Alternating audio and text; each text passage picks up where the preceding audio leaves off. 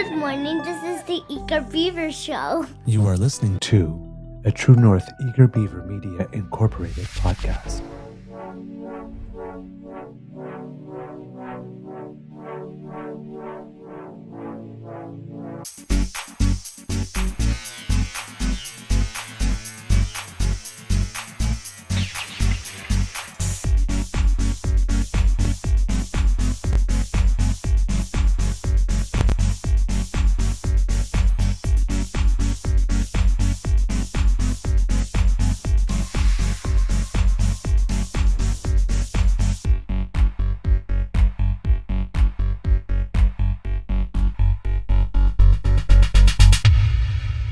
The True North Eager Beaver podcasts are proudly brought to you by our founding sponsors, the Miss V Mysteries from Corvid Moon Publishing, your source for science fiction, fantasy, and cozy mysteries featuring a broad diversity of characters.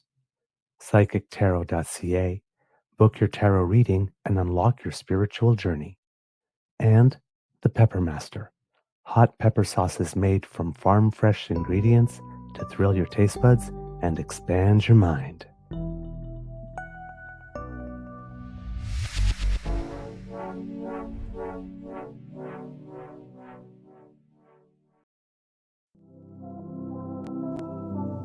Well, good morning and hello, kids, and welcome to Season 5 and episode number 682 of the Daily Beaver Morning Show.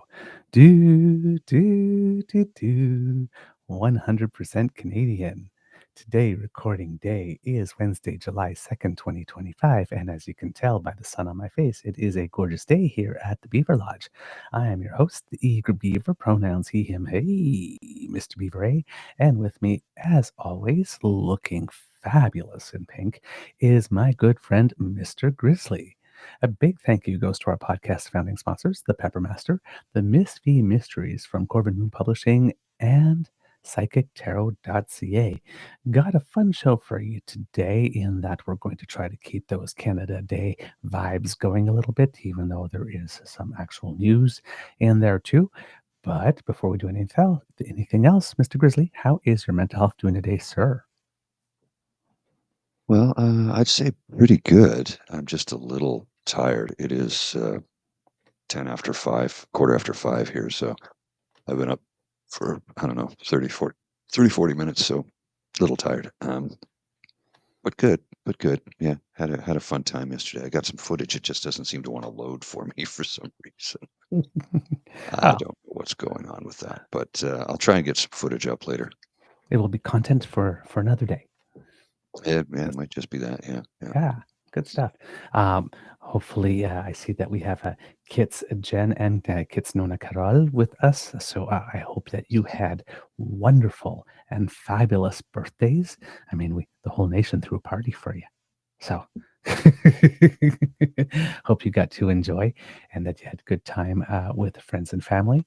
Also saw in the chat yesterday that Kit Frankie has a job interview, I believe, today. So hopefully everything with that is going to go well. We are sending you all the good vibes. And as you know, if you're a little pooped from partying, that makes sense because, it's been a busy last couple of days. And we had a National Indigenous Peoples Day on the 21st, and then Saint Jean-Baptiste Day on the 24th, National Multiculturalism Day on the 27th, and then Canada Day yesterday. So that's a lot of a lot of big days in a very short period of time. So if you need a vacation from your vacations, we understand. It's entirely understandable. I do have a video clip from yesterday that has loaded that I thought I'd share. Okay. This is where did it go?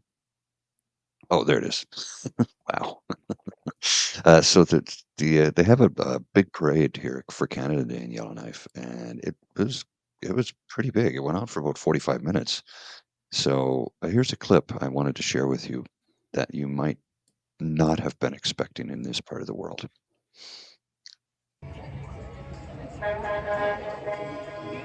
That is the Yellowknife Southern Cameroon Cultural Association. Cameroon, okay. And I just missed the Filipino float before that.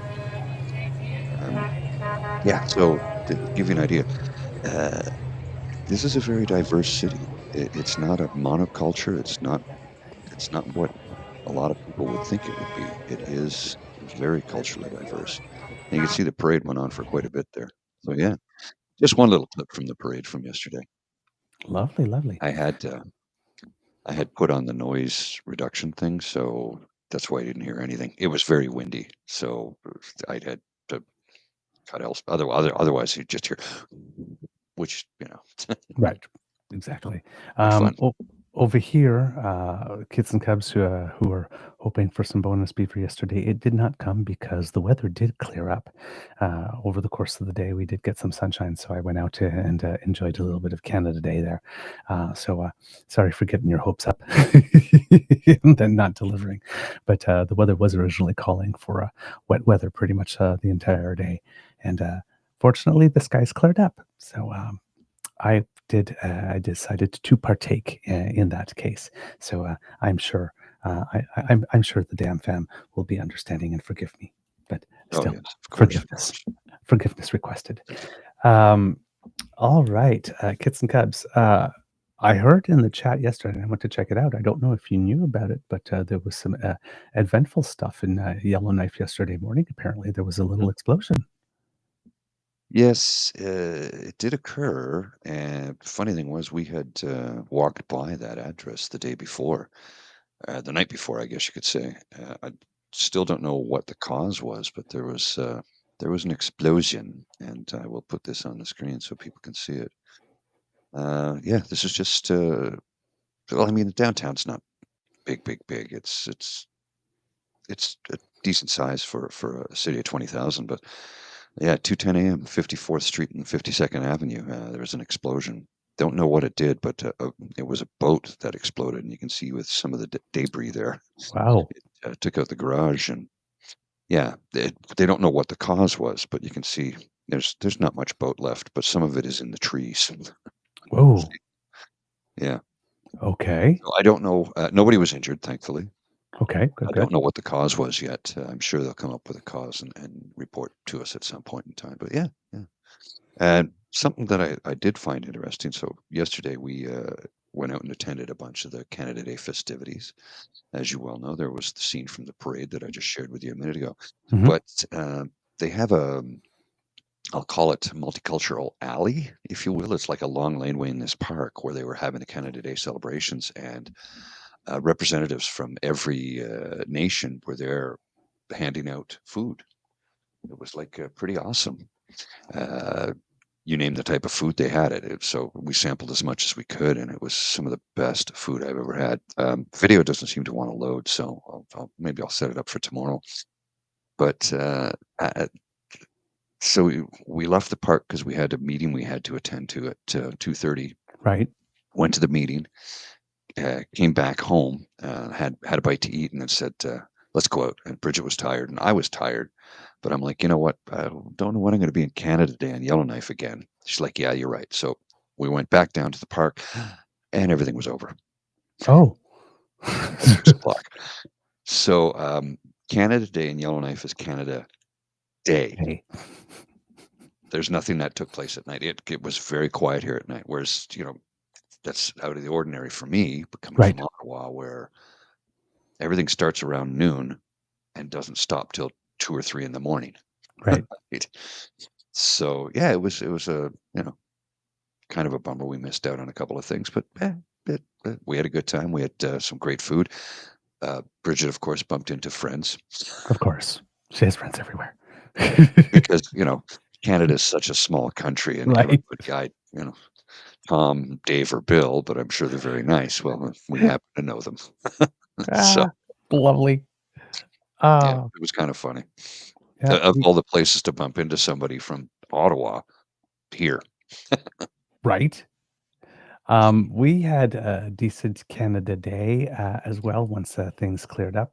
I saw in the chat yesterday that there was a lot of people who were doing Canada Day pancakes, and we Mm. were intending to do that at home, but once because we weren't going to go out, but that's once we saw that the weather was starting to clear, we decided to go out for pancakes. There's one place here in Kingston that actually does make gluten-free pancakes, which is kind of interesting because it's really nice to be able to go out somewhere, say the word pancakes, and some magically appear at your table that you can actually eat.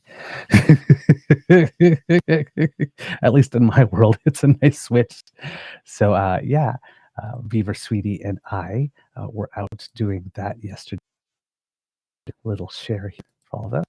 Appropriately dressed in our red and Nice. white. Yes. So enjoying, and of course, we had whipped cream and bananas and strawberries to have more red and white on the pancakes. And of course, you see that the syrup jar is also red. And we were laughing because for certain kitchen things, there's a Canadian company called Trudeau that actually makes them. Yes. Trudeau is actually written on the They make syrup. kitchenware. Yeah. Nothing to do with the prime minister or the former prime ministers, for They that got matter. But yeah, just and then you see I've got the twins there with me. And so yesterday, instead of going to Confederation Park where there was going to be a lot of people, we decided to go at Fort Henry Hill to check out the Canada Day fireworks. And that proved to be a very smart decision because it was way less crowded. There was still a lot of people, but there's also much more room because if you've ever been to Kingston Confederation Park, is beautiful, but it's rather small, especially on Canada right. Day. Yes. Everybody comes from all around to come and watch the fireworks. And it did take a while to get out, of course, because there was a lot of people there. We were in the car for a bit. But when the fireworks were over, even though we're very far away from Confederation Park, we could hear the cheering from Confederation Park all the way on the hill, across the water and everything. So, Water's a great carrier for sound. yeah, absolutely. So we were sitting there and going, "Ooh, yeah, we definitely made the right decision because if we could hear them from there, that must have been a lot of people per square inch."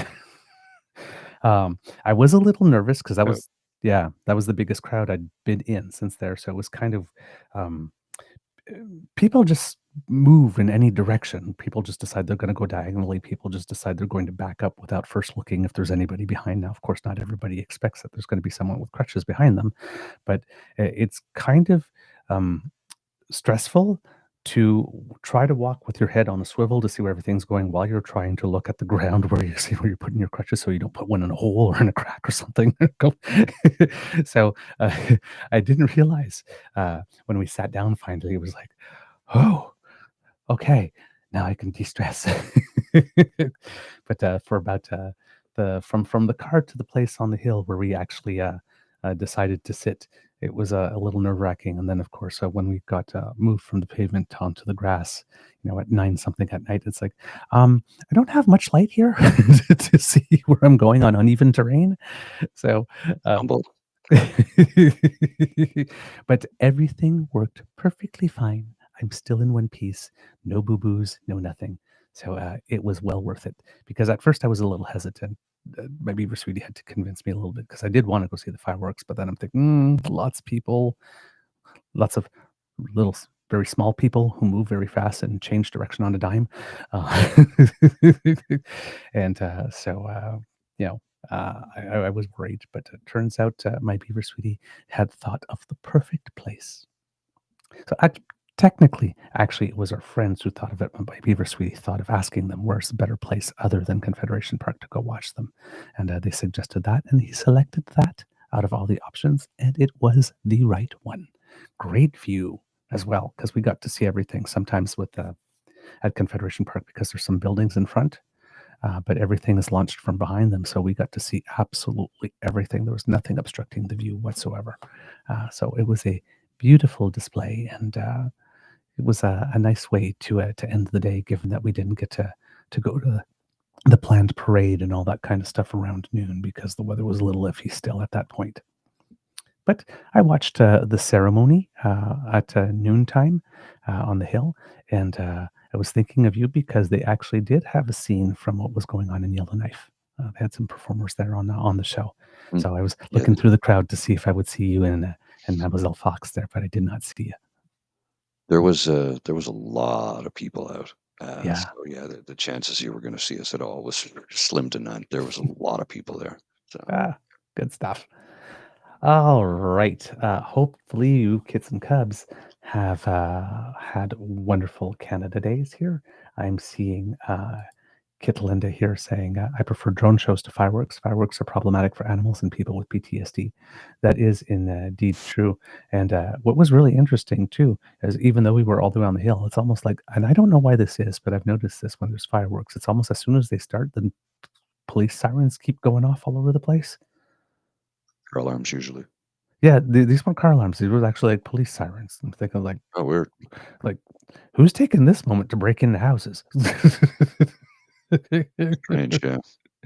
So, but it was like for the probably 12 of the 15 minutes, there was like the sound of police sirens going in the background, then the fireworks stopped, and then they stopped too. It's like, I don't know why those two things go together, but car alarms, I I understand with the vibrations and the shaking and stuff, but sirens, I have no idea. But it seems to be a thing, at least in Kingston anyway. Ah, oh well. You There got you me. go. I don't know what the cause is. Yeah. Here you got PNC Bio here. Exactly. Think about that experience next time you're going somewhere crowded and everyone is using a wheelchair ramp as well as the stairs in order to get in quickly. Disabled people need their space. Yeah. And it's like when people are walking, it's almost like the rules of the road stop applying. Like a lot of people just like come out of a store fast and then turn as if it's like completely impossible that there will be somebody like around the edge of the store if you can't see be there, and Mm. that person could exactly have crutches or be using a wheelchair or something, and it's like, so there was a lot of woo whoa, and it's like, no, you go, clearly you're on bicycles, go. I'll wait till all seven of you pass, and just so yeah, there's Something I've noticed here in Yellowknife is the amount of buildings that are completely accessible, oh lovely, like ramps. Oh yeah, I noticed that yesterday, and I pointed that out to Bridget. I go, "Have you noticed that?" She goes, "Actually, I did notice that. Like almost like every federal building, of course, but almost all public buildings are completely accessible." I was just like, "Yeah, it's leading by example." And speaking of leading by example, I got to share this clip with you because you'll love this. okay, This is another lead by example, the Northern Way. Now, remember, I live in Canada's capital of Ottawa, which is supposed to, be the shining bright beacon on the hill that leads by example and does things to set precedent. Um, and we've missed out on some opportunities. And here's a big one. Okay, here's leading by example, the city of Yellowknife. Car share co-op, drive green, drive electric, $10 an hour. And a charging station. nice, Hey, Ottawa, get your shit together. Why aren't we doing this? yeah, Right? that's a I good mean, one. We come have on. the rideshare stuff, but not like that. No, The car share, but this car share is from the city of right, Yellowknife, right, not a private corp. right. I'm like, and it's all electric. It's the Chevrolet Bolt. Like, why aren't we doing That's this? brilliant. You know, That's really brilliant. Yeah. things I've seen here that just make me go, yeah, well, we could do better. We could do a lot better. We Yeah, could do absolutely. a lot better. Yeah.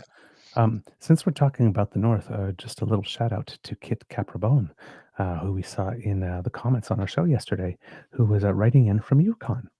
So apparently we have some kits and cubs all the way up there too. So hello, Waving at the Yukon. happy Not sorry, Canada Day. waving at Yukon, not the Yukon. Don't Actually, say both are the acceptable Yukon. now. Oh, are they? Yep, both are acceptable Okay. now. Yep. Okay. Okay.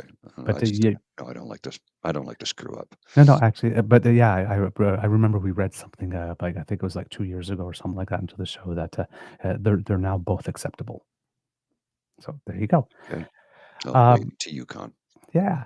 Um, talking about what PNC Bio mentioned about disability, since he mentioned it, I was going to do this later in the show. But as you know, on Canada Day, sometimes there's a whole bunch of new laws, new regulations, stuff like that come into effect.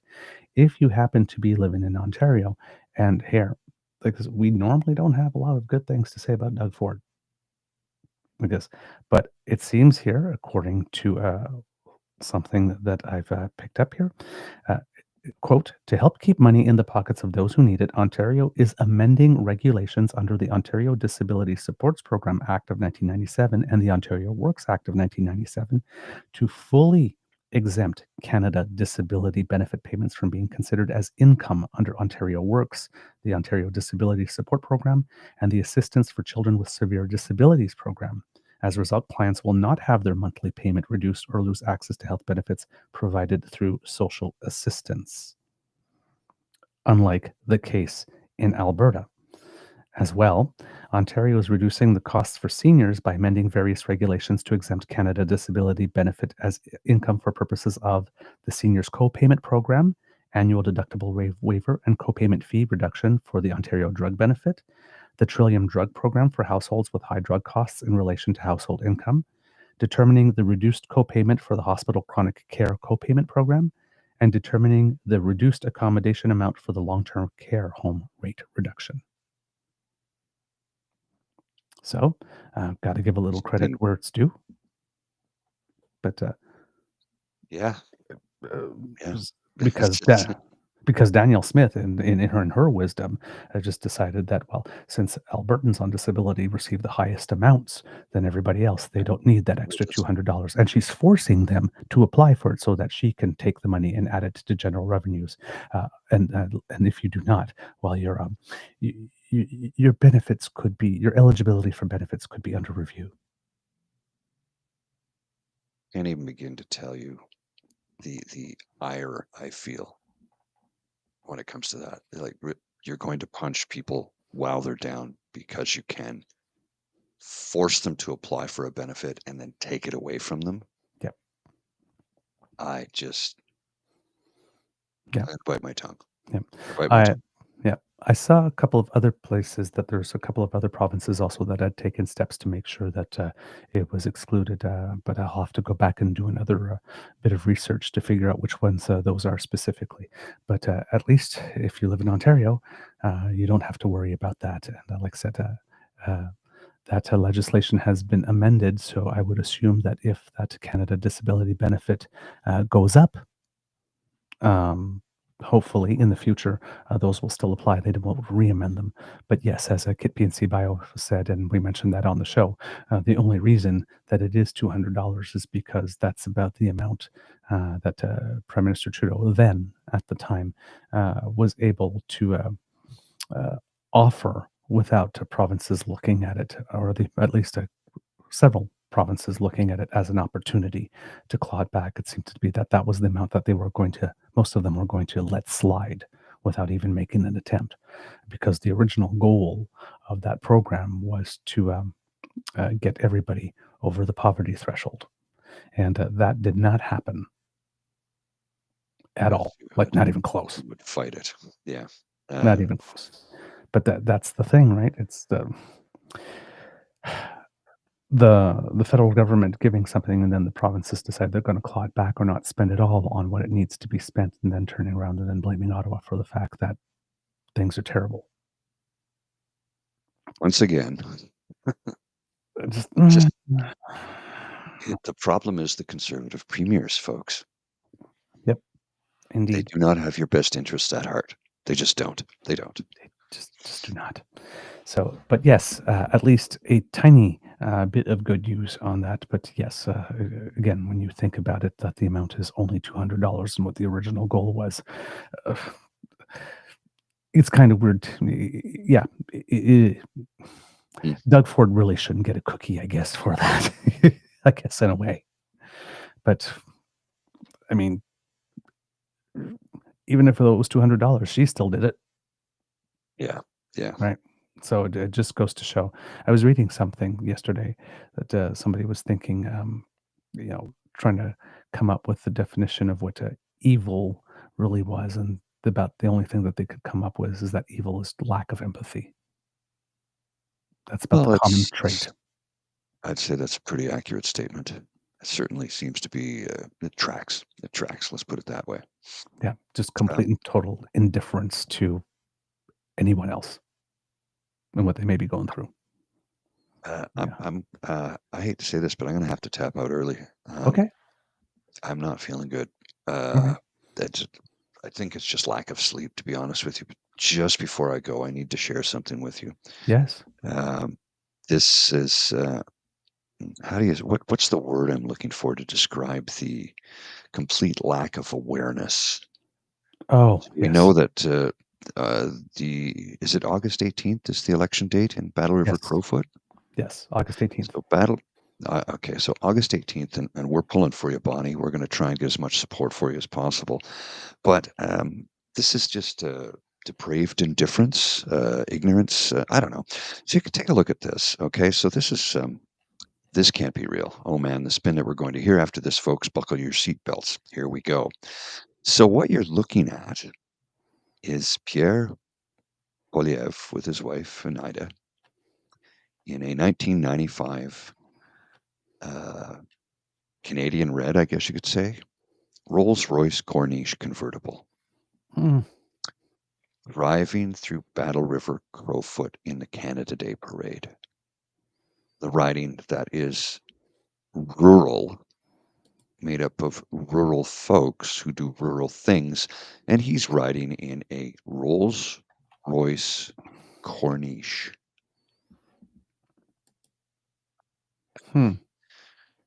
So what's the spin? Because someone ordered a limo to Carney's leadership launch, but the company doesn't know who. A limousine outfitted to look like it was made by Rolls-Royce. It wasn't.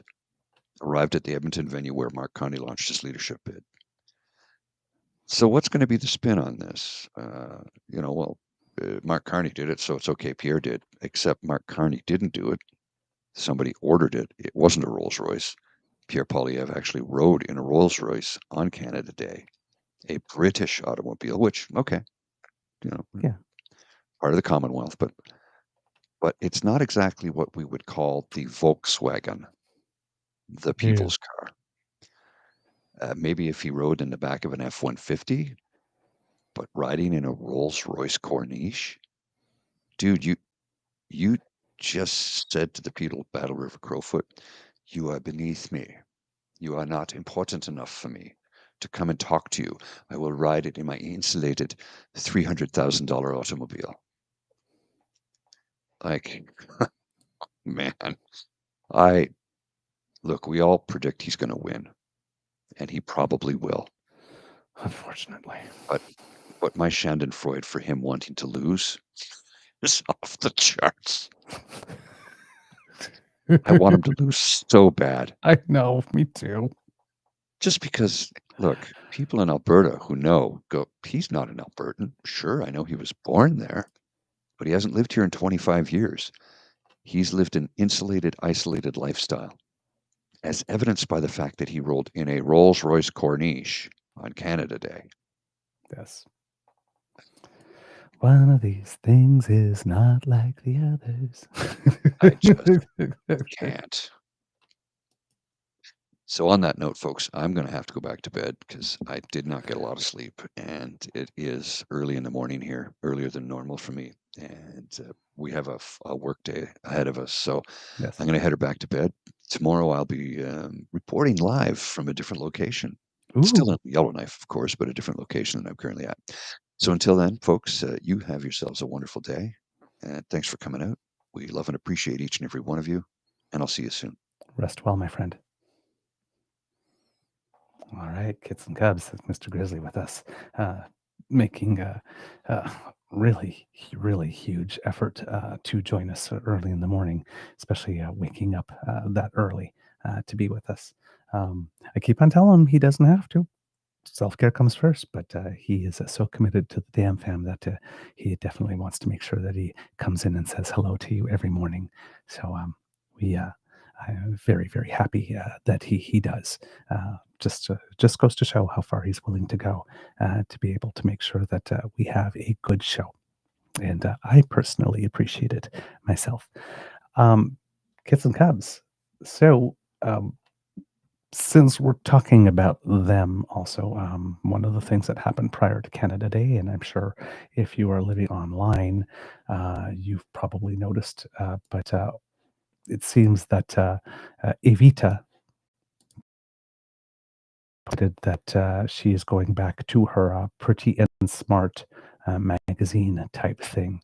And she decided that this, a couple of days before Canada Day, was a good thing. So it's her with an apple in hand, of course, reading a book entitled The Subtle Art of Not Giving a Fuck, which is actually a pretty decent book. However, if there's anything subtle about this photo, it's about as subtle as a sledgehammer to the forehead. Now, of course, she's mentioning this as not in the context of not caring about social media hate that's directed towards her. But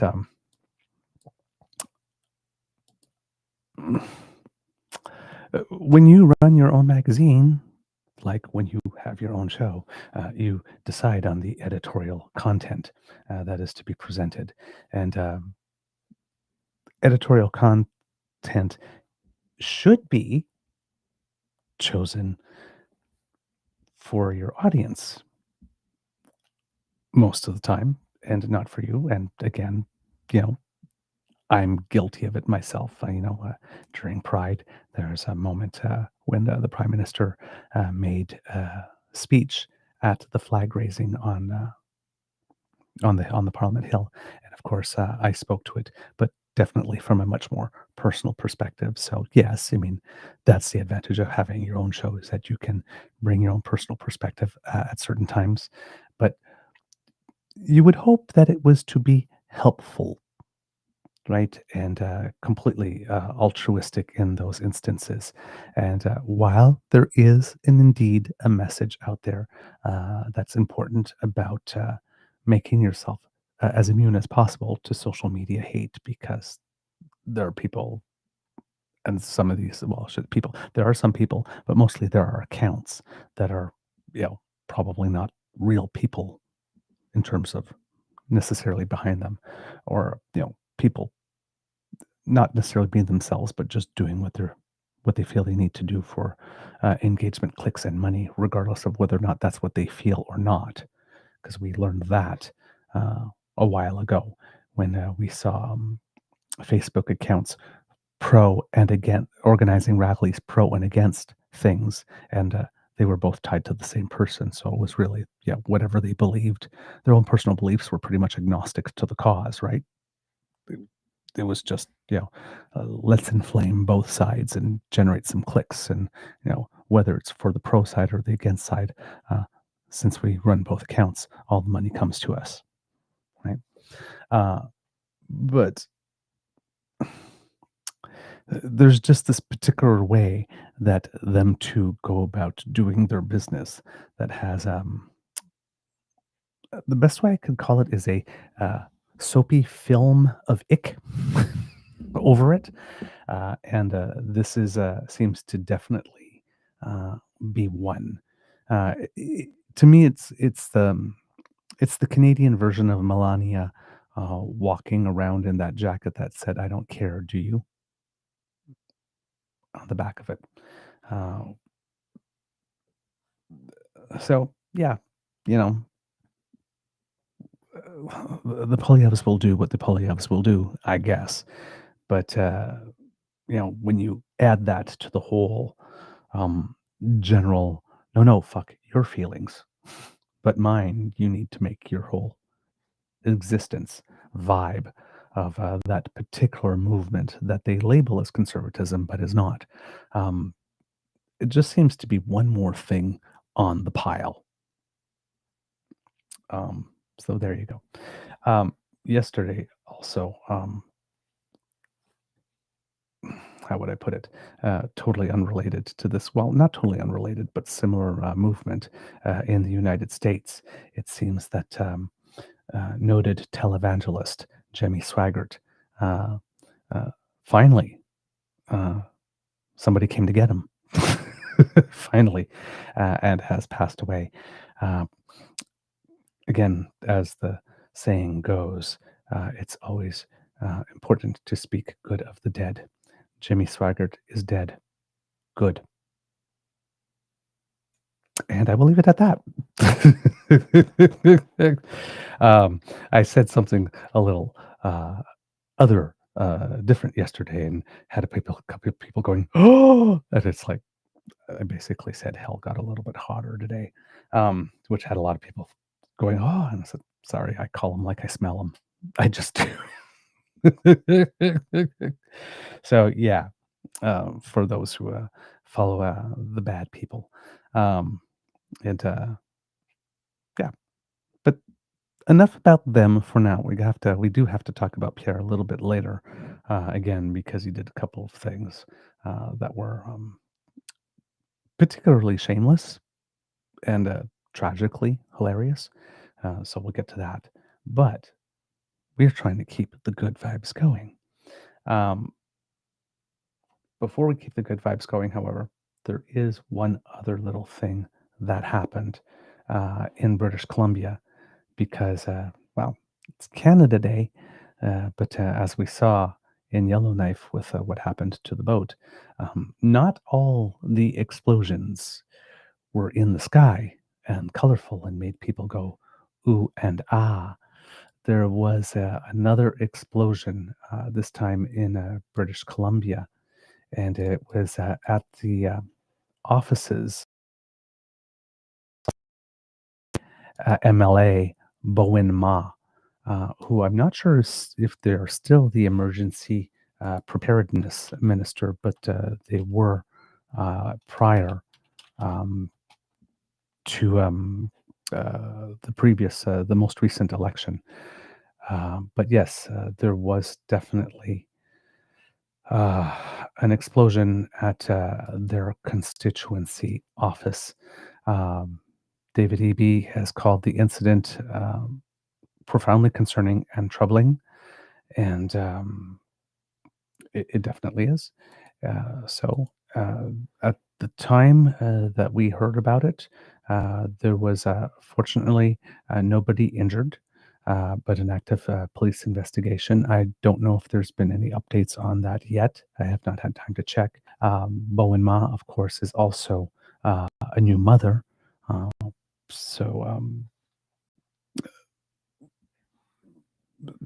this is particularly disconcerting. Um, but there was a brief interview yesterday with Ujal Dosanjh, who used to be the premier of British Columbia. And just like to present it to you, because when he was in office as well, it's not like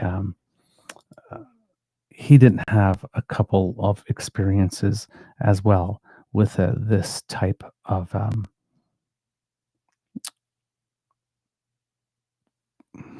would I call it? I don't want to say hate because we don't know motives, but with this kind of resorting to kinetic means to make a point. So, kids and cubs, I'm just going to present this for you, and that will be the end of most of the heavy stuff, and then we'll get into some of the more light and celebratory stuff to keep the feeling. But it's important because, uh, our elected representatives are people we elect to represent us, and this type of threatening environment is not only an attack on them or their political ideology or the political party they represent or anything. It's an attack on all of us because an attack in a democracy, if this type of intimidation, that's the word probably I was looking for more than hate, this type of intimidation is allowed and is given license and is encouraged and is not very severely cracked down upon. Um, you know, Today, it might be the representative of a party you don't support, but tomorrow it could be representative of your party, a party that you do support, or somebody that's working for you. And this this is just not on. This is not it, and we can't allow this. We can't have this. So, and we've been reporting on this, violence and threats and intimidation towards our elected officials who are doing the work of democracy. And yes, while they don't always do it well, and while we have a lot to criticize on many occasions, criticism is supposed to be constructive. Protest is supposed to have a beneficial purpose. And this was just not it. So, Mr. Ujjal Dosanjh here, Kits and Cups. We're now joined by Ujjal Dosanjh. He's the former Premier of BC, former Attorney General, former Vancouver MP and Health Minister, and he joins us from Toronto. Ujjal, we appreciate your time. What went through your mind when you heard about what happened near Bowen Ma's office? Well, it's concerning that you have this kind of explosion or explosions, the office of a sitting MLA. It's rare in BC, but obviously it's happened before. And there's more and more violence in our society, and it's scary. And it is not the kind of Canada that, when I came to Canada in 1968, it seemed so far away. It felt a lot more peaceful and a lot more, calm.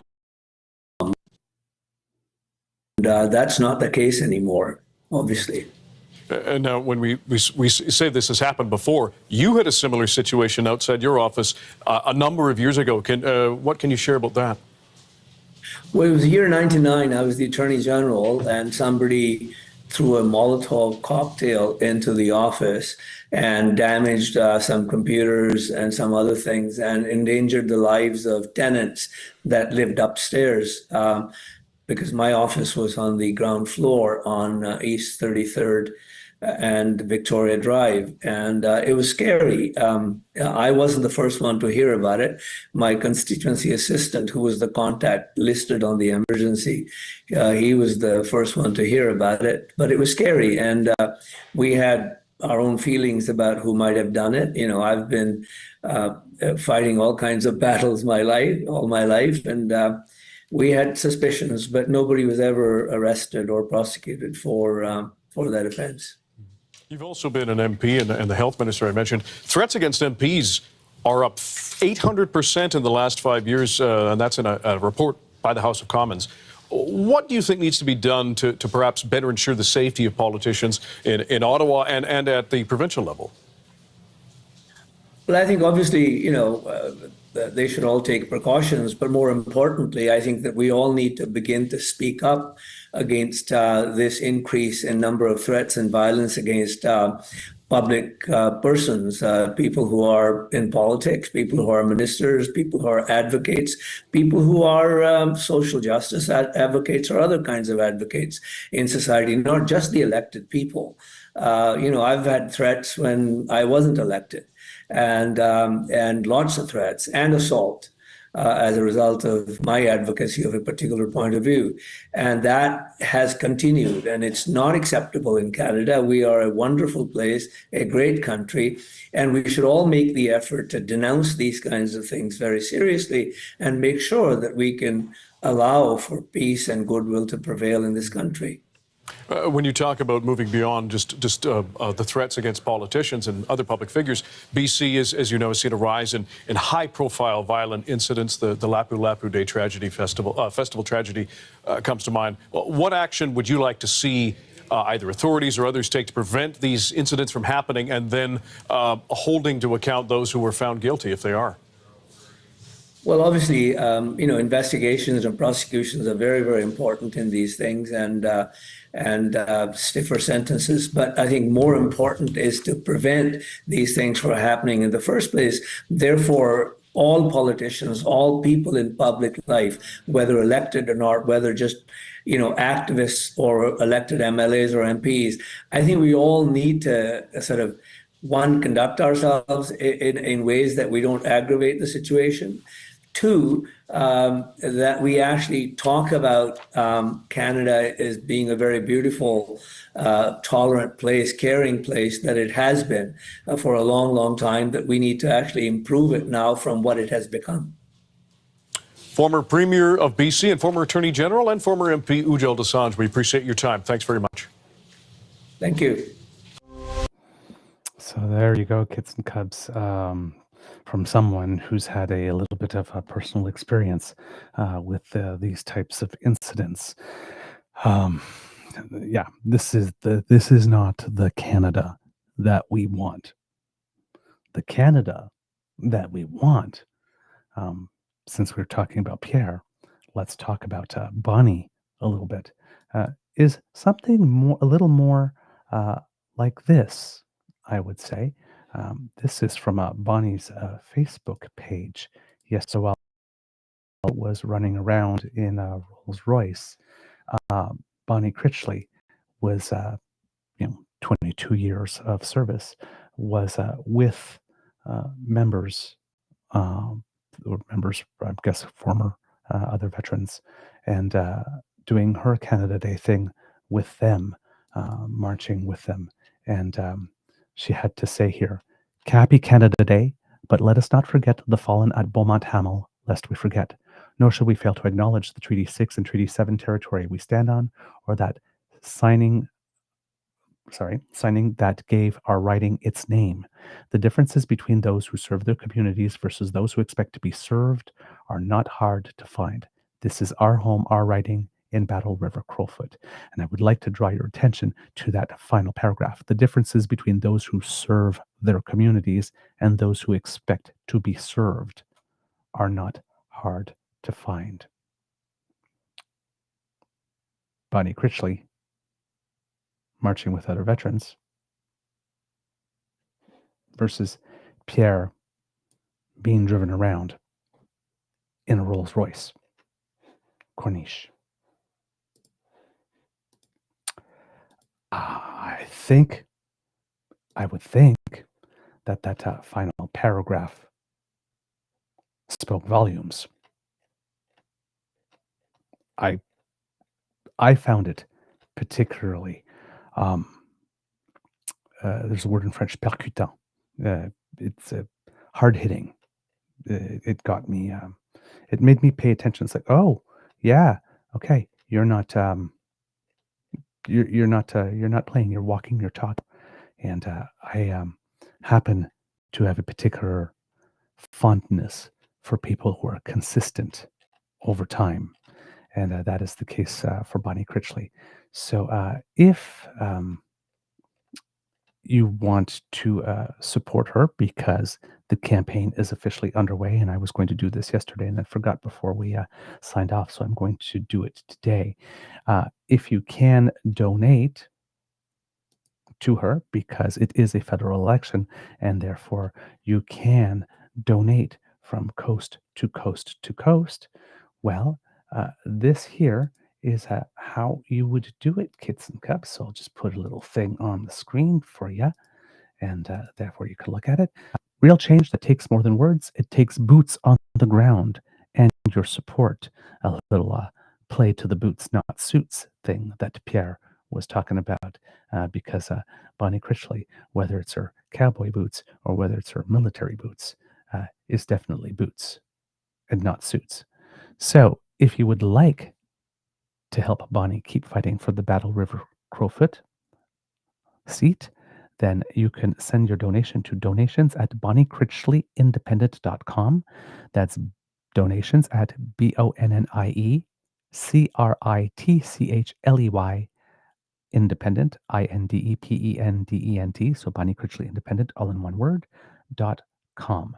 And there you can support her, do your little bit to try to make it such that Rerun Poliev does not get a seat just because he feels that he's entitled to it, and get someone in the House of Commons who will actually be a voice for Battle River Crowfoot, not just gain the seat and then immediately start campaigning for a prime minister again and start ignoring or forgetting the constituents who put him there, as he has shown in the past.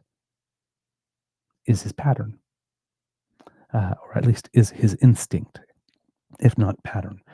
Also, if you happen to be living in the area, kits and cubs, as Bonnie Critley told us during her chat with us, it's not only about donations, but it is also about some help on the ground, because she needs some volunteers. So if you are able to do that, then kits and cubs, please do. And again, it will be the same extension, but it will be volunteers at bonniecritchleyindependent.com. If you happen to be there and want to join the team, we need volunteers for door knocking, phone outreach, community events, sign teams to put them up, and some social media support. Again, as she says here, the by-election date has been set for August 18th. That's just weeks away. So if you want to get involved, that's the way to do it. So a little early democracy is something that you do here on the show today. But sometimes juxtaposition reveals a lot. Yeah, the image of Pierre, what he was doing on Canada Day, and the image of Bonnie and what she was doing on Canada Day. Choose your fighter, right? Juxtaposition, it reveals a lot sometimes. All right. More stuff for you here, because Canada Day happened, and it was a particularly memorable Canada Day this year, with everything that's going on in the United States. It seems that there were a little more people came out, and there was a little more red and white, and the flag waving was just a little more enthusiastic than usual. We're proud Canadians, and we're definitely patriotic, but we are patriotic in a typically Canadian way, usually. And yesterday was a little more boisterous, if one would like to use that term. And of course, I personally happen to be more of a boisterously loud patriotic Canadian, which is, I'm sure, I keep on making the joke, I'm sure surely illegal in at least 6 provinces and 1 territory.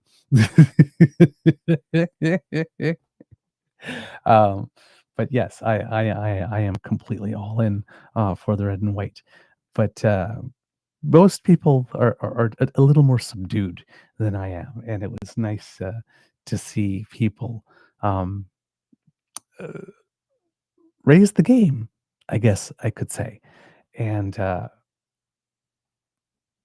you watch, if you're watching the television coverage of what's going on the Hill and in other cities and towns all throughout the country, you know. And they usually have little segments of people talking to the camera and saying what it is that they love about Canada, and people of all different ages and cultures and whatnot. And you get that sense, right? That uh, we've got something special and really unique going on here, right? That whole cultural mosaic thing, for one, but just the way that our pride and our patriotism really does seem to come from the soul, right? I'm not talking about those who are doing it performatively, right? But just people are just they realize that Canada is a good place, and that there's no place in the world that they would rather be or rather live, and are happy to live and let live, happy to coexist, happy to be kind and neighborly, and all of that. But we're not pushovers, right? We do stand up for ourselves. I mean, stand on guard for thee. It's right in the national anthem, right? We do that. So, we'll take a good joke. We'll take some good ribbing. We'll even laugh at ourselves. But there's a line, and it should not be crossed. And Canadians know where it is, right? And when you do, then all of a sudden, as the expression comes, it's elbows up, right? So it was nice and really, it did my beaver heart a lot of good to see people just upping the, if not the volume, the intensity a little bit, just allowing themselves, because I like to frame it, a additional sparkle, I would say, right? They didn't dim their own sparkle. Yes, they just let it shine, and that is always a good thing for me. Again, not not in your face, right? Not in any way that is off-putting, but just a little extra, and you can see it on at Le Breton Frats. I think the National Capital Commission had um, calculated that there was about 8,000 people there yesterday. I'm not sure how accurate that is. It seemed on TV to be more, but then again, television screens and captures uh, are sometimes misleading because it's how things are framed, of course. But everybody seemed to be having a delightfully good time, which is nice as well. And we had a whole bunch of people come out for it. There were performances all across the country, but on the hill during that noontime, and in the evening we had Rock Voisin and Mitsu was there, and Mazayan was there, Edith Butler, great Acadian performer, Amanda Marshall, Sarah McLaughlin, Billy Dupage, who I discovered I did not know, and really liked her performance. And actually went out to, actually stopped what I was doing, and then I went out and checked out her YouTube page to see what else she's got going there. So, right, it's a beautiful day, and everybody brings their best. And of course, Tom Cochran was there as well, and that made me think of what Mr. Grizzly was saying yesterday about Ragged Ass Road, because he had an album called Ragged Ass Road that was very, very popular, that came out in 1995. So I'm like noticing all these links throughout the day as well. So I had lots of smiles uh, throughout the day, just little moments that happened, and it's like, oh, yay, a little cheering on the inside. But yes, the Federal Heritage Department counted 8,000 people attending the afternoon ceremony, which is a little less attended than the evening one, of course. And it was very hot yesterday as well. I think the temperatures hit 33 degrees Celsius, which obviously can affect the number of people that come out, especially for the noon ceremony, because, high noon sun is not exactly at noon. Sometimes it's at a different time, but that's where things are the most intense. And not everybody, me included, do very well in that kind of heat. But it seems that it was great day, no incidents, as usual is the case, just this big love-in where people come together and have a good time to celebrate the nation. And we had some special company this year uh, at the event because, well, there was royalty there. It wasn't very heavily advertised, although I had seen some stuff before. But Prince Edward, the Duke of Edinburgh, was present at the ceremonies. He was also in Prince Edward Island earlier, I think, during the week. Because, well, Prince Edward Island, it kind of makes sense. And yes, he was present, and he was invited on stage and had a couple of words to say. So since we are here and we are celebrating Canada, let's take a little moment for those of you who did not watch the show and see what message he had for us on our very special day. The afternoon ceremonies were hosted by Sonia Benezra, for those of you who are a big fan of Musique Plus, which was the French Much Music. She was a very noted VJ on that channel and a big talk show star in Quebec. She had her own show for a while there. So it's nice to see her. It's a familiar face for those of us of my generation. So there's Sonia Benezra introducing the Duke of Edinburgh, and let's see what he had to say. The Duke of Edinburgh. His Royal Highness Prince Edward, the Duke of Edinburgh.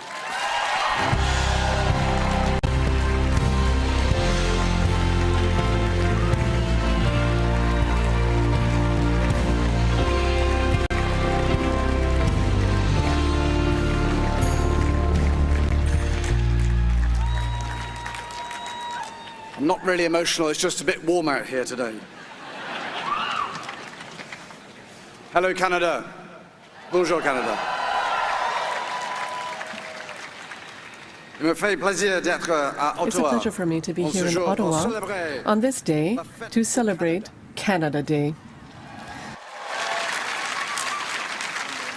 And I want to thank the Governor-General, Your Excellency, and the Prime Minister for your invitation to come and join you today in what is evidently quite a party. I also bring you Their Majesty's greetings on this day. They send you their very best wishes, and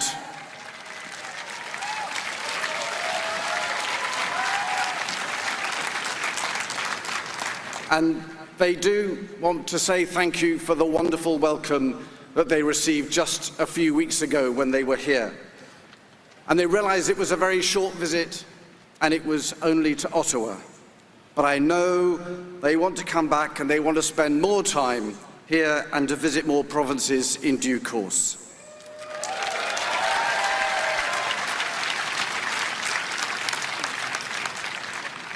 And I know they couldn't say it, but I just want to say thank you. Thank you for all the wonderful messages of support from so many of you to their Majesties, and also the wonderful wishes you sent to my brother for a speedy recovery. I know he really appreciates it, and thank you.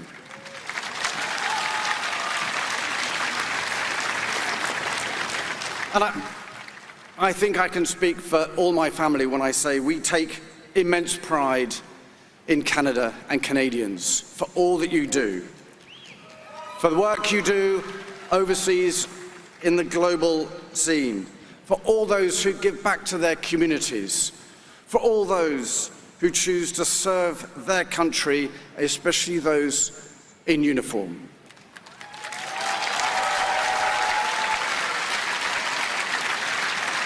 And I want you to know that we always stand ready to support you when you need it, to offer encouragement, not that you need much encouragement, but to offer your encouragement, and to shine a light on where there's really excellent work and practice going on, and to recognize and celebrate achievement, and occasionally give a hug.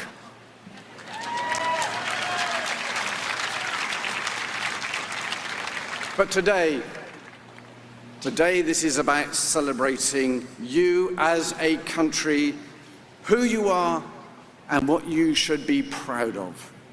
Your land, Minister, you said it so eloquently. What a fantastic, amazing land you have here. Your people,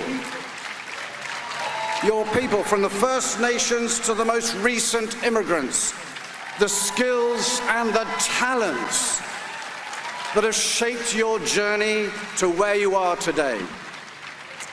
And your culture and heritage, the arts, so brilliantly displayed today.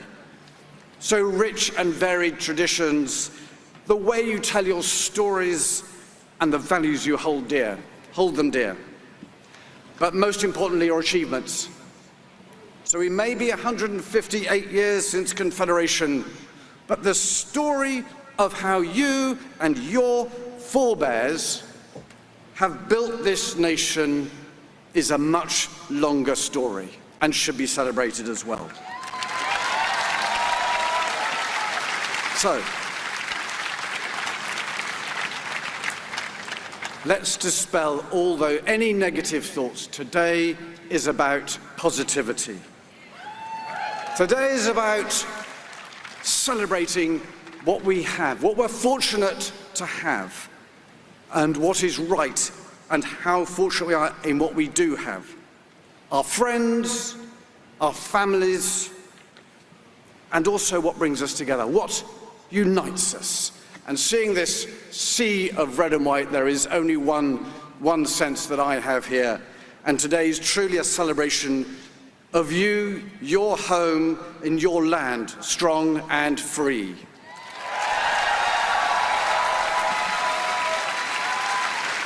Happy Canada Day.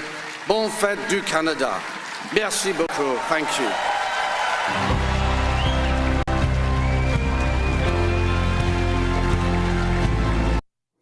So there you go, kits and cubs. The Duke of Edinburgh coming to celebrate in our joy. Seeing some comments there going, he's got much more riz than his brother. Yeah, he does seem to be a bit more fun and engaging and animated, doesn't he? But then again, heavy is the head that wears the crown as well. So, but yes, absolutely, definitely. Nice to have. It's always nice to be able to have a little bit of pomp and ceremony in addition to what we usually have here. But twice in 1 year is a pretty interesting interesting statement that we might be making. I'm sure that did not go unnoticed on the other side of the border. Yesterday, as well, of course, we had the Prime Minister address us, as is the case usually for Canada Day. And the Prime Minister is not always in town for Canada Day. Sometimes they have to be away on business and for work. But in this case, this year, the Prime Minister was in town for the event. I apologize for that little sound thing. And it's his first as a Prime Minister, his first time addressing us on Canada Day. And there's a lot going on, of course. So let's see what the Prime Minister had for us yesterday here.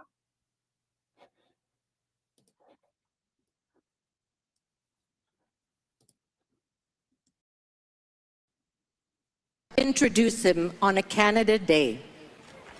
Not only is he the leader of our great nation, he is also a passionate advocate for sport. Veuillez maintenant accueillir notre Please nouveau welcome Premier our ministre. new Prime Minister. Here is our Prime Minister, the Right Honourable, le très honorable Mark Carney.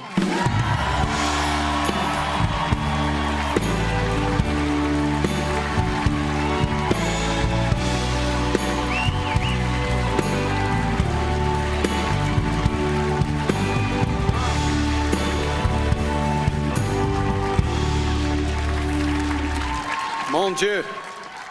Wow. My goodness. That is a hard act to follow. Thank you, Sonia. Thank you, Victor, for all the service to Canadian sport, to global sport. And may Jonathan David be the first Canadian to ever touch that trophy in a year's time.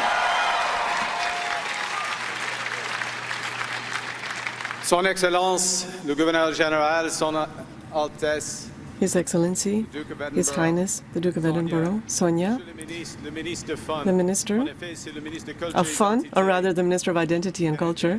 He's the Minister for Fun, obviously. And thank you to all the invited guests and artists who are with us here today. But especially, thank you all. What a crowd, what a capital, what a country! Only 2 words. Only 2 words. Oh, Canada. Oh, Canada. There is no place I'd rather be right now than here, the True North, strong and free, celebrating Canada Day with all of you. I've had the privilege the last 6 months of crisscrossing our country. I've had to go visit some other countries for work, and I have never been prouder to say, I am Canadian. Nous sommes Canadiens. We are Canadian.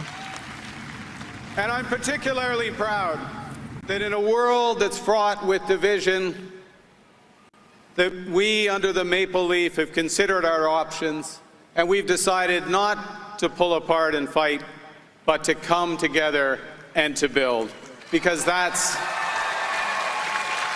the Canadian way. That's what this country has done. Similar times when there's been these big inflection points in history, Canadians have chosen to come together and to step up. À la crête du Vimy pendant la Première Guerre mondiale, on the battlegrounds of Vimy Ridge during the First World War, on the beaches of Normandy during the Second World War, in the houses of Gander after the terrorist attack on September the 11th. we find ourselves in a situation where the world is being convulsed. We find ourselves in a situation where our economy is being attacked by a trade war that we didn't start. We find ourselves in a situation where our values are being tested by attacks on democracy and freedoms, attacks that we must resist. And once again, as the world becomes more divided and dangerous, Canadians are uniting.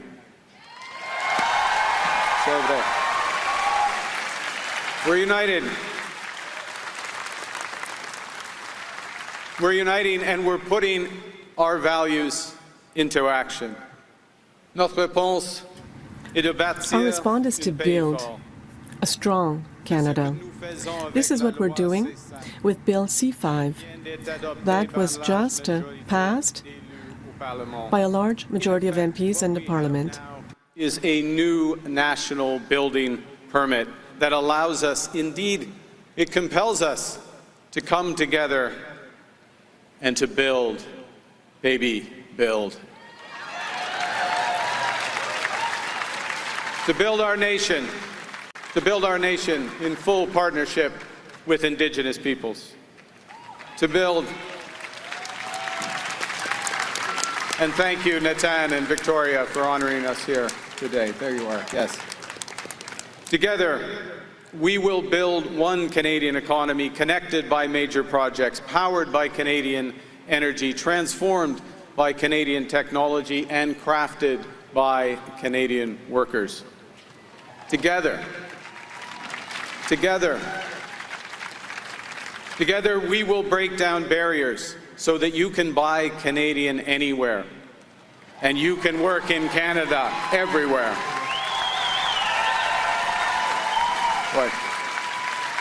Ensemble. Together we will rebuild, rearm, and reinvest in our armed forces. Yes.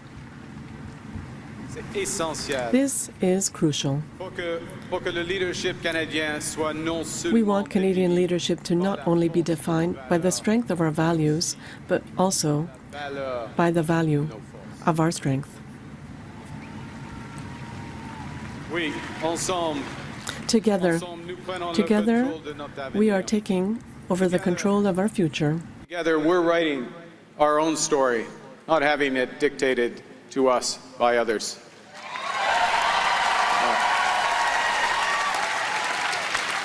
And Stephen, I like your idea. We have the fusion of Deadpool and Dune. We get Rain City Ryan into 007. This is Canada. Nothing could be better.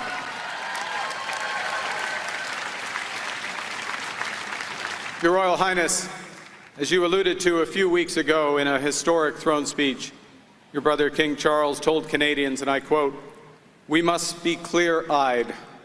In a world, the world is a more dangerous and uncertain place than at any point since the Second World War. And Canada is facing challenges that are unprecedented in our lifetimes." The King went on to stress that at this hinge moment in history, there is, and I quote, an incredible opportunity for renewal, an opportunity to think big and act bigger.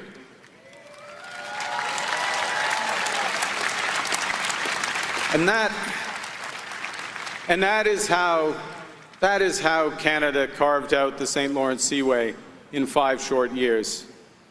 Et c'est comment nous avons organisé l'Expo 67. And that's how we organized Expo 67 in 4.5 years. It's time once again to harness the same industrious spirit, to do things we previously thought impossible at speeds not seen for generations.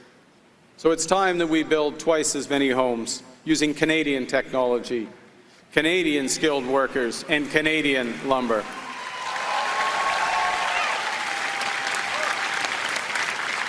It's time to build new trade and energy corridors with reliable partners.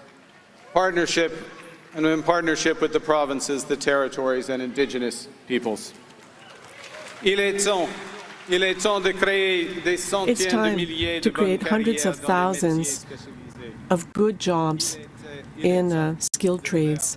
And it's time to make Canada an energy superpower for energy that are green and traditional. It's time to make our companies more competitive while we're fighting climate change. You know, not far from here, over a century ago, Thomas D'Arcy McGee eloquently put it that Canadians are at their best when we lift ourselves to the level of our destinies.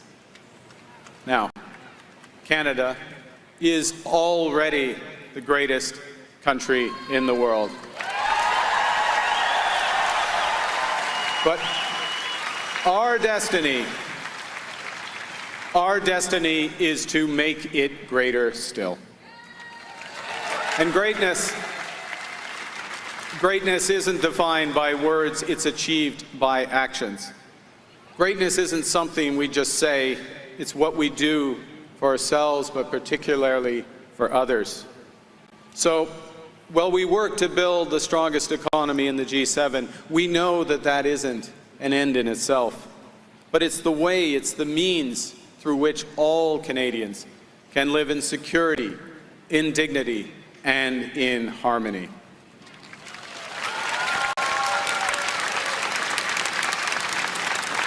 And while we enjoy this Canada Day with our friends and family, and I have to say, Sandra, we are off to a great start here.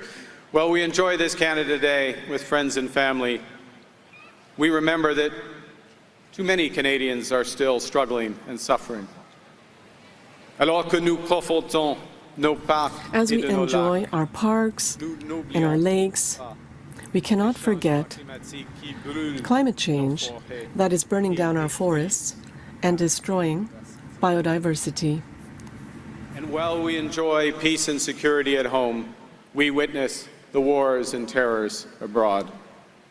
After 158 years, Canadians have accomplished so much in times of peace and war, in our laboratories and in our galleries, on the ice and in the swimming pool, on our land and in space, in our classrooms, our boardrooms, our community centers. We have so much to celebrate, and today we celebrate. But we also know that we have much more to accomplish. We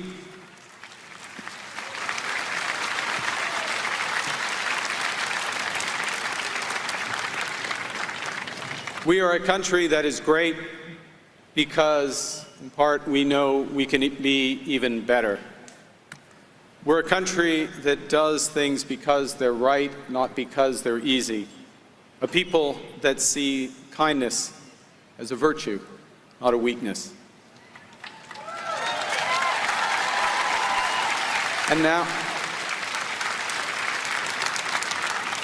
now's the time to build a Canada worthy of those values, a Canada worthy of its great people, a Canada for all and for all time. Merci beaucoup. Vive le Canada.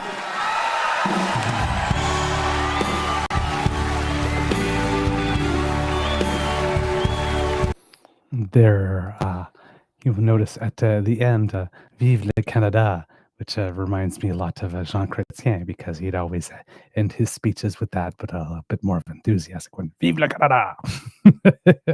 And I know that Mark Carney does have a lot of affection specifically for Jean Chrétien.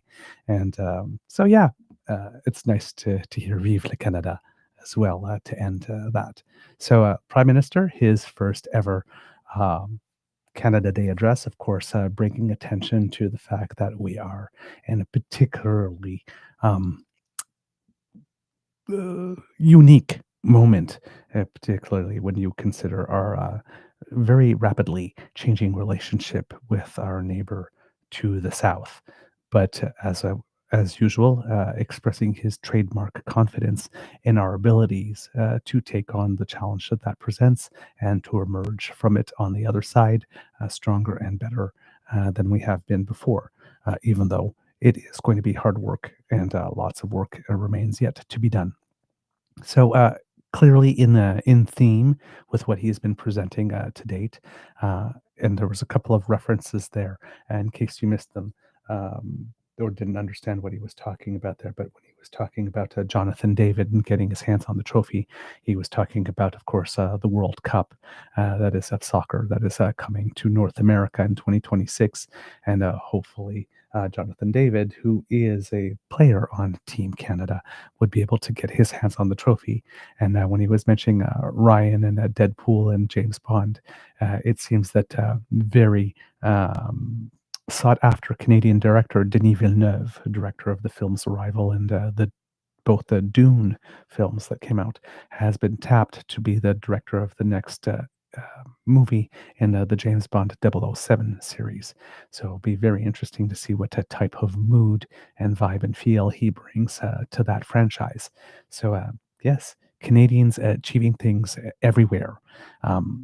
Also, at the ceremony, I forgot to mention, of course, Amanda Marshall. How could I forget her? I mean, I love her enough to go see her in concert, so should definitely mention that she was there. And she was there both at the noon and the evening ceremony. And speaking about other artists and other people, yesterday also was, if you had been watching TV before the evening ceremonies, there was the Canada Walk of Fame ceremony going on as well, inductees to that.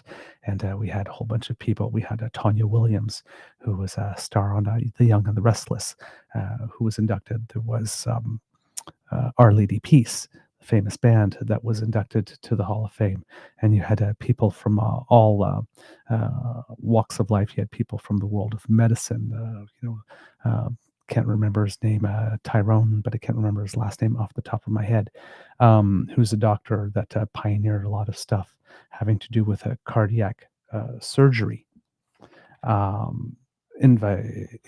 brought into the Walk of Fame. So Tyrone David, you don't usually hear about doctors and scientists and whatnot being elevated to the Walk of Fame and considered stars. But yeah, in this case, this man is definite rock star. He pioneered so many techniques and has performed so many different surgeries. And among the group as well, there was the founder of the Four Seasons hotel chain, Isidore Sharp. And he was brought in as an entrepreneur, not only for that, but of course, for having been inspired by Terry Fox.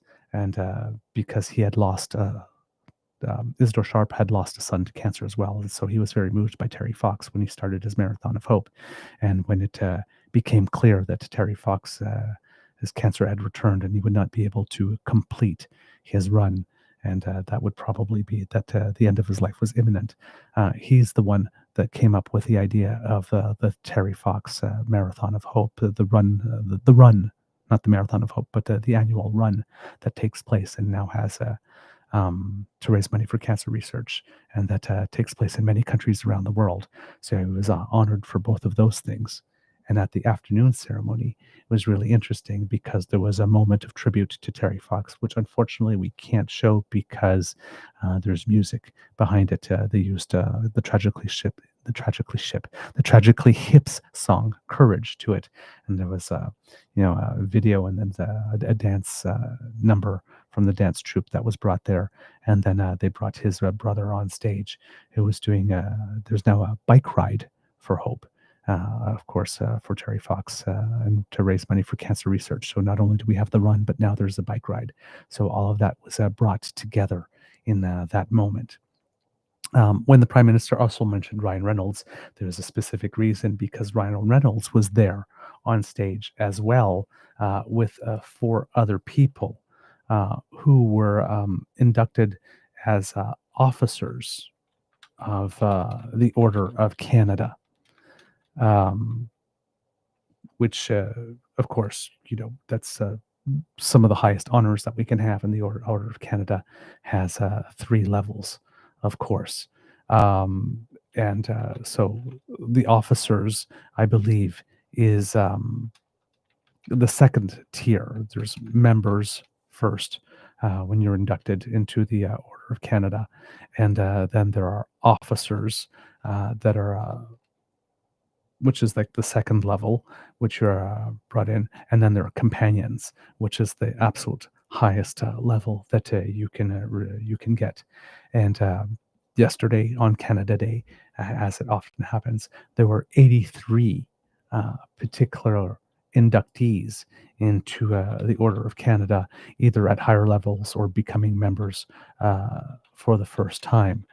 But there were 5 of them who were brought on stage at on the Hill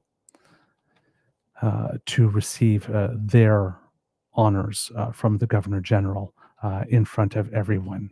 And Ryan Reynolds was one of them, and I wish I could remember the other 4 off the top of my head, and I cannot, unfortunately, and that is terrible because I should be able to do that, given that I watched it. But yes, there were definitely there we go. I have the names here. So 5 particular exceptional Canadians. Heather Rankin, of course, from the Rankin family, the musical group, famous for Fare Thee Well Love, and I know you feel the same way too, if you know those songs. And of course, Reynolds, a famous actor, of course, and also a humanitarian.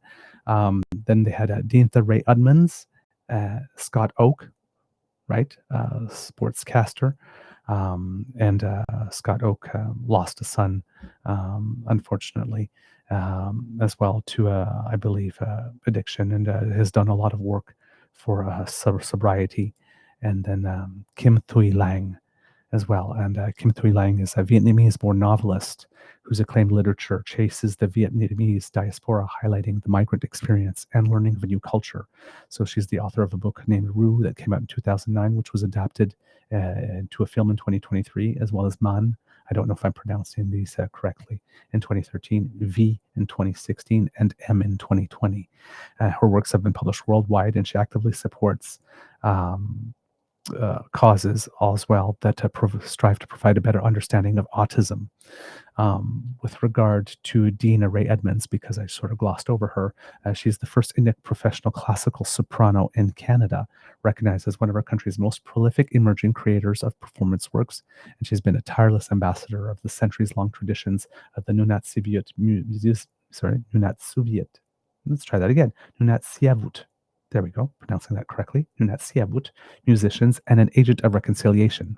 Through her recordings and performances around the globe, she has empowered Indigenous voices and revealed their stories to the world. And Scott Oak, as we mentioned, you know him from CBC Sports, but also in memory of his late son, he co-founded the Bruce and Ann Oak Memorial Foundation and the Bruce Oak Recovery Center, which serve marginalized populations across Canada. So some very, very distinguished Canadians who were Heather Rankin and Ryan Reynolds were raised to the level of officer because they were members before, and Deantha Ray Edmonds, Scott Oakes, and Kim Thuy Tan were inducted into the Order of Canada for the first time as members. And so a big day for them, very, very, it is the absolute highest honor that one can give in Canada for your service to the country, and not just service, but distinguished service over a very sustained period of time. So it's a let's put it this way. It's something that I would certainly love to get one day as an honor. But when you look at the size of the accomplishments of these people,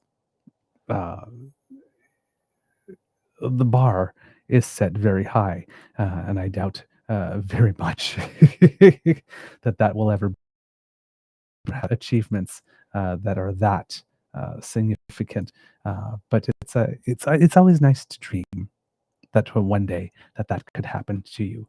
So there we have them on the stage here, from right to left. If you are looking, sorry, I have to get my left and right, from left to right. If you are watching on your screen there, that is Kim Thuy Than, and then Scott Oak, then Deantha Ray Edmonds, then Ryan Reynolds, and finally in red, Heather Rankin. Oh, sorry, they're in a different order here. Sorry. Of course, the Governor General is after in the image. Sorry, I was not looking at the screen because I had to get the names at the same time. So let's try that again. We got Kim Thuy Than, Scott Oak, Deantha Ray Edmonds, then the Governor General of Canada, Mary Simon, then Heather Rankin, and then Ryan Reynolds at the end. And so, yeah, great moment there. And of course, when it comes to the Order of Canada, Kits and Cubs, like I said, there were many other inductees to the order over the course at another ceremony, 83 in all. And some of the more, some names that you might know, John Manley, of course, MP and cabinet minister, was there, named Bonnie Henry, who is a public health officer in British Columbia, was named Maureen McTeer, respected Canadian lawyer, and you might know her as the wife of Joe Clark, who was brought in as a member of the Order of Canada. Theresa Tam, of course, the Chief Public Health Officer of Canada during the COVID-19 pandemic, was invested. Tanya Williams, as we mentioned, not only did she get her start on the Canada Walk of Fame, but also became a member of the Order of Canada.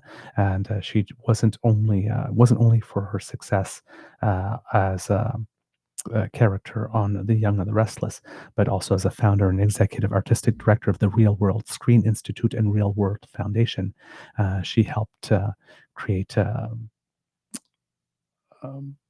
manner to celebrate diversity in film, which was very important at a time where there wasn't very much in Canada. Bruce Anderson, who you might know, famous pollster, and if you watch any of the Peter Mansbridge, the Bridge podcasts, when he has Good Talk on Friday, he's usually on there with the Chantal Hébert, and you've often seen him on the news. Marc-André Blanchard, who has just been tapped to be, I believe, the Prime Minister's Chief of Staff. So he was definitely brought in. He was brought into the Order of Canada as well in his own right. So yeah, many other people, of course, and that were brought in to the Order of Canada and getting much deserved honors. Elise Gravel, a children's book author and illustrator who has published some 50 picture books internationally that have been translated into over a dozen languages. So just people with absolutely amazing contributions to the country. Again, sustained contributions that were internationally recognized in over a long period of time. So yeah, always it's always nice, the Order of Canada. It's always something that always brings me a little joy when I see those things, those ceremonies going on, because it just reminds you of how many wonderful people that we have in this country who give so much of themselves, not only to their specific pursuits, but those individual pursuits. When you bring all of yourself and you give yourself to them, they do make the country better. And a lot of these people, some of these are big names, but some of these people are names that you've never heard of unless you're in that field specifically. And a lot of people work quietly in the background or just go about doing their thing. And when you get that letter, you get that call, and you say, "Well, somebody nominated you, and you have been deemed worthy." I can't tell you how it feels because it's never happened to me, but I would assume that you might be a little bit beside yourself for a little bit and just can't believe it, and maybe overwhelmed with warm fuzzies because, like I said, it is some of the highest honors that you can have. Exactly. Kit Carroll, she played Olivia. Dr. Olivia on The Young and the Restless when we're talking about Tanya Williams. So double honor for her on that day. All right, kits and cubs. Yes, indeed. Bonnie Henry did say a couple of wild things about COVID. Some people were upset that she was selected. A little more of a controversial nomination there, from what I can gather. Indeed, that's a good point. Glad that you brought that up, Kit Saucy. Of course, if we're talking Canada Day, we also have to be talking about our Governor General. As we mentioned, she was there to help to induct these 5 people into the Order of Canada. Again, 2 as officers and 3 as members. But she also had some words for the nation with regard to the day and what it is that she wanted to tell us, and the message that was important for her to leave with us. And therefore, kids and cubs, I also have that for you here. So let's see what the Governor General had to say.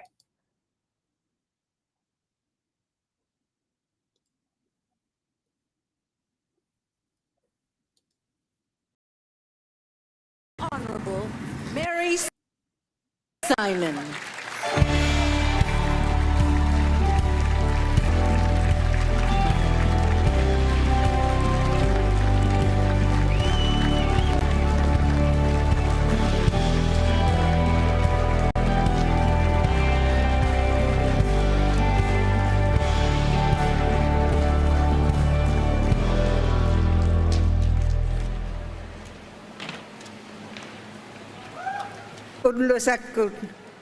Good afternoon. Bonjour. Prime Minister, Minister, Your Royal Highness, Your Honor, National Indigenous leaders, Nathan Obed and Victoria Pruden, and dignitaries.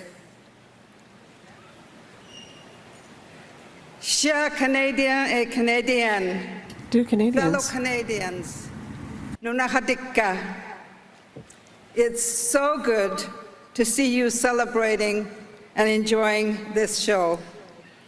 Quel bon spectacle. what a fantastic show.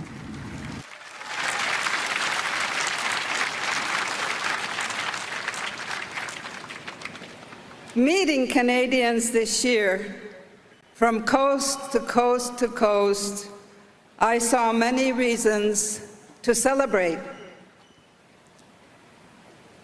J'ai vu de la résilience. I saw J'ai vu de resilience, la compassion. compassion, J'ai vu de l'espoir. and hope.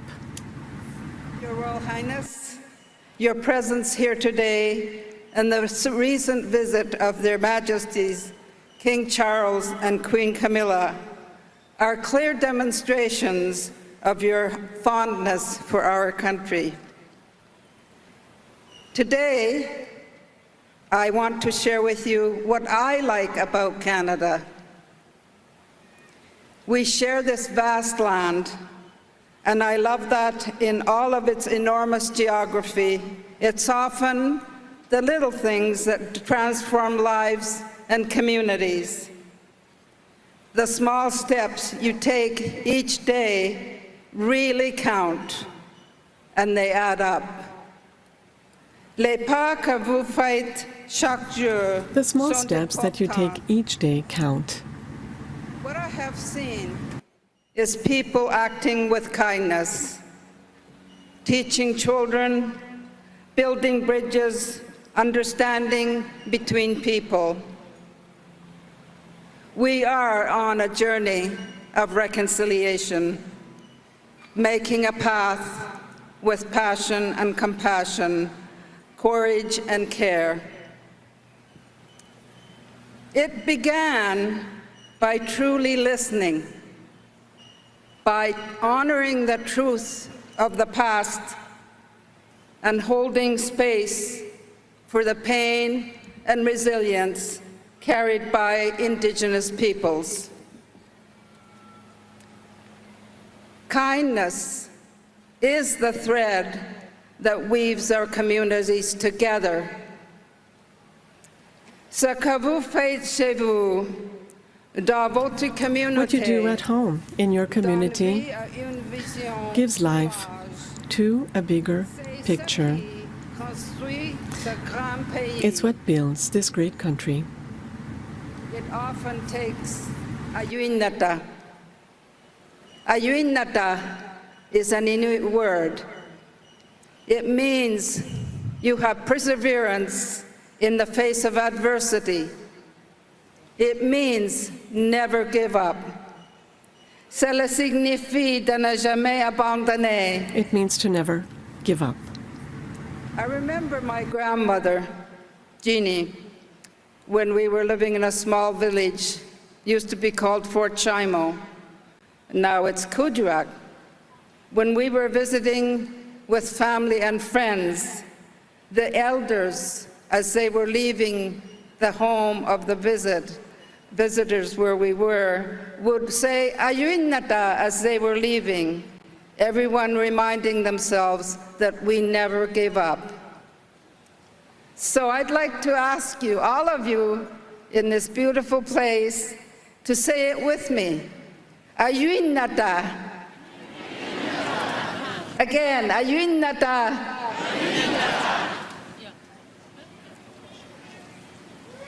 When we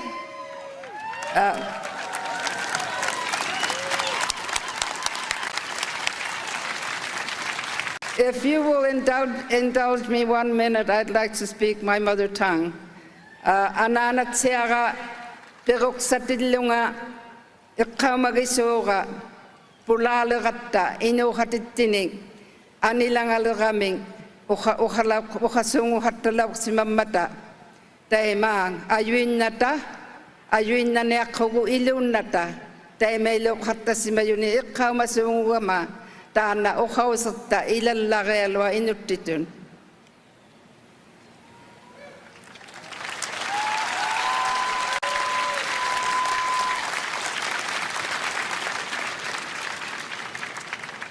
When we commemorate our soldiers, when we see our athletes compete or students graduate, I see ayuinata. It's part of Canada's story. And one of the reasons we are all here today. Au Canada, nous défendons le respect. In Canada, we stand for respect. We stand for an equal and compassionate society where everyone belongs.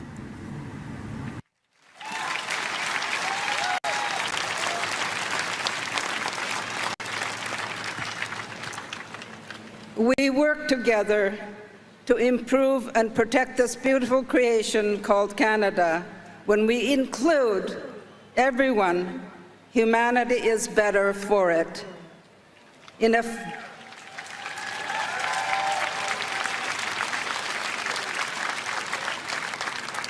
a few minutes, we will have the honor of seeing 5 Canadians being invested into the Order of Canada for their exceptional achievements. Their actions year after year, make Canada better. Le geste améliore le Canada. Their actions make Canada better. Across this great country, thank you, Nakokmek, Huyanamik, for showing us all your deep, enduring love for Canada. Happy Canada Day, Bon Fête to Canada. Canada ulungani aliasugitsi, khobiasugitsi.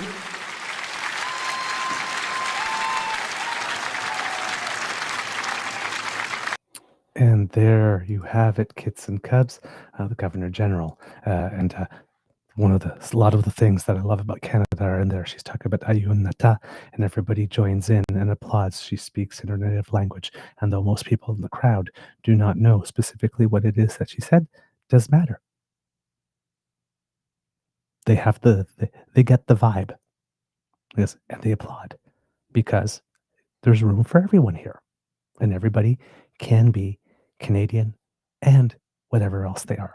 Bring all of themselves to it. And that's so some beautiful moments there. So from our Governor General and from the way that the audience responded, and the Governor General trying to make more progress in French. It seems to not as much progress as a lot of people would have liked her to have made, of course, considering there was a lot of people that did object to her nomination because she couldn't speak French as well. But definitely trying to do a little more as time goes on over there. But yes, exactly, Kit Carroll, that's the true definition of free speech. Being free to speak your own language is so important to many people. Free to have our culture and include it in our Canada. That is so eloquently stated. Thank you for putting it that way. And with respect to that, as you know, Canada Day, very celebratory for a lot of us, but there are some of us who have a different relationship to Canada Day. And I saw a couple of things yesterday, again, that hit home with me when I saw them, because it speaks to the power of art, how the power of art can be used to open the door to tougher conversations. And over here, there's two artworks that I would like to show that for Indigenous peoples whose relationship to Canada is a little different and may not want to celebrate Canada Day in the same way that we do, or for whom Canada Day means. These artworks here that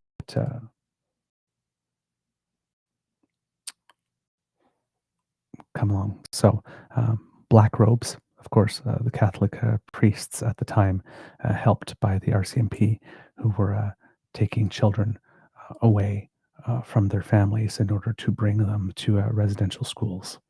And so, right, Canada Day is not necessarily the same for everyone from coast to coast to coast. Everybody's relationship to Canada is a little different. So that was Kevin Setti who posted those to his Facebook, and they spoke me specifically, and so I figured I would share them. But there's also something else that came along, and this is from the Standing Bear Network that has a section on their Facebook page that's called Storybook Corner. And there's an author named Kanipawit Masqua who wrote something called Why We Light a Fire on July 1st for the children, the ancestors, and the land. And I will show you an image there. But there's an excerpt of when I read it, again, touched me. And I figured that I would share it with you here, kits and cubs, because these are things that need to be heard. And people, especially when they're talking, some people are talking and sharing their experience, even though it's not our experience, right? Our relationship is different. It's still important to have open heart and open mind and open soul and hear it. So this is what was published here. On July 1st, some people wave flags. They wear red and white. They sing big songs and shoot fireworks into the sky. But not all of us celebrate that way. In our family, we gather around a small fire. We sit close together, quiet and listening. We remember. Grandpa, a little one asks, why don't we wear red and white? Grandpa leans in and smiles. I wear the color of my ancestors, he says. Earth, blood, bone, sky. The little one's eyes grow wide. She looks down at her ribbon skirt, its colors glowing in the firelight. Before there was a Canada, Grandpa says, there were nations. Nehiyawak, Anishinabeg, Haudenosaunee, Deni, Inuit, Tlingit, Mi'kmaq, and more. We were here with our own ways, our own songs, laws, and languages, our own stars, stories, and spirit. The fire crackles. The little one listens. Then came the lines, drawn on maps we didn't make. They built schools that weren't safe, took children away, changed our names, stole our words. The fire goes quiet for a moment. Even the wind holds its breath. But our people didn't disappear, Grandpa says. No, we remembered. Even when it was dangerous, we carried the songs in whispers, the pipes in secret, the lodges in our hearts. The little one leans closer. Are we still remembering now? Oh, yes, Grandpa nods. We are remembering, rising, reclaiming. The languages are coming back. The youth are standing strong. The grandmothers are still teaching. The drum still beats. Boom, boom, boom. It never stopped. It just waited. The little one smiles now. I think I hear it too, she says. I want to light a fire when I grow up. Grandpa places a pinch of tobacco into the flame. Good, he says, because our fires are sacred. Not loud like fireworks, but strong like roots. They remind us of who we are and how far we've come. The fire glows, the smoke rises, the remembering continues. Ekosi. So, there you go. That is from Kenipawit Maskwa, from Why We Light a Fire on July 1st for the children, the ancestors, and the land. So as soon as I read it, I was like, oh my God, I have to share this. Because it did. It hit me right here in the solar plexus. And whenever something hits me there in the solar plexus, I know it's meaningful. So that's the where in my body, if I feel something, I know that it's going to stay with me for a good while and maybe even the rest of my life. All right, kids and cubs, there's a lot more to talk about with regard to Canada Day, but we are trying to keep the shows under 2 hours because apparently that's better for the algorithm and getting people to see us. So we'll have to, at the moment, say that this is the end of our episode for today. And hopefully, I don't know, again, maybe I'll try to see if I can. The weather's really nice today, so I might want to take advantage of it. But if I'm able to do a little something extra, because there is a lot of Canada Day content here this year, hopefully I'll be able to come up with something else. Or if not, there will be something in the show tomorrow. We'll have more of it. So please watch our socials. We might have a little something extra for you today. But if not, we'll definitely, there'll be more Canada stuff tomorrow. Canada Day stuff tomorrow, because there's much more that we had to talk about. Of course, the income tax cut has come into effect yesterday, and the first LNG exports started yesterday. So trade diversification takes an extra step, and there were many other things. Some of the federal trade barriers did come down. So there's lots of things to talk about that are more news and less sort of exploring what it is to me Canadian. But and hopefully we'll get to those in other shows. We haven't forgotten them. It's just that there's a lot going on Kids and Cubs. So that's the end of this episode. We hope that you loved listening to us because we loved making this for you. Remember, sharing is caring and word of mouth is priceless. So please tell your peeps and poops all about us. If you would like to support us, then one of the ways that you can do that is by retweeting our content with some words of your own, or by going to our pod page. That's podpage.com, the True North Eager Beaver, with a hyphen between each one of those words, and that's brought to you by the Ray Girl. If you scan that QR code that's appeared on the screen, that will also bring you there. And if you click subscribe, well, then that makes it such that when we have something fresh off the bandwidth in podcast form, it comes directly to your podcast feed, and you don't have to go looking for us. We come straight to you. If you would like to help us in other ways, please go to the True North Eager Beaver Media Incorporated YouTube page and click on our buttons like, share, and subscribe. That helps us with the algorithm. Thank you. If you'd like to help us in other ways still, then Kits and Cubs, our coffee page, is where you can make a financial contribution to the Beaver Lodge if you would like to support us and help us with the costs that we incur to bring this show to you. If you're listening, that's coffee, ko-fi.com/eagerbeaver, all in one word. So if you drop a couple of coins in there and offer your favorite beaver hot chocolate or your favorite grizzly a cup of hot, dark, bitter coffee, you'll be doing your bit to keep your favorite beaver moist. And a moist beaver is a happy beaver, as Kit Saucy says. So thank you for your contributions. That way they mean the world to us. Because democracy is something that you do, Kids and Cubs. Take a day off. Take a day for self-care. And then come back to the fight a little stronger. Unless you're in Battle River Crowfoot, take some time to make a donation to Bonnie Critley, and and of course sign up to volunteer to give her a hand if you would, if you're able to do that. And of course, remember, it's a federal election, so if you want to make a donation to Bonnie Critley, it can come from anywhere from coast to coast to coast. Words of wisdom, Kits and Cubs. Keep that good feeling if you've got it. Ride that wave. Okay. It could be tough world out there, Kits and Cubs. So please be kind to and gentle with yourself. And Kits and Cubs, at the count of 3, if you could say, Mr. Beaver, please cue the cock on 1, 2, 3. Oh, yeah. I'm feeling that energy. I'm feeling that carryover energy. Here it comes. You are listening to a True North Eager Beaver Media Incorporated podcast.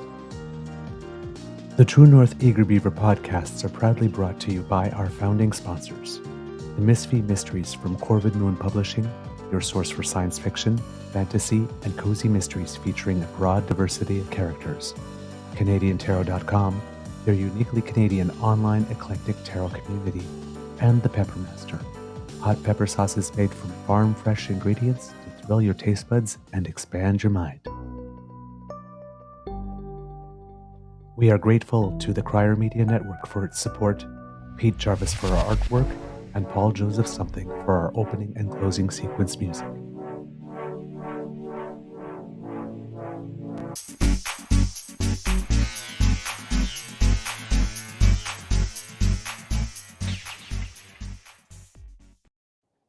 All right, Kits and Cubs, before we go, just a little bit of Canadians who make us proud.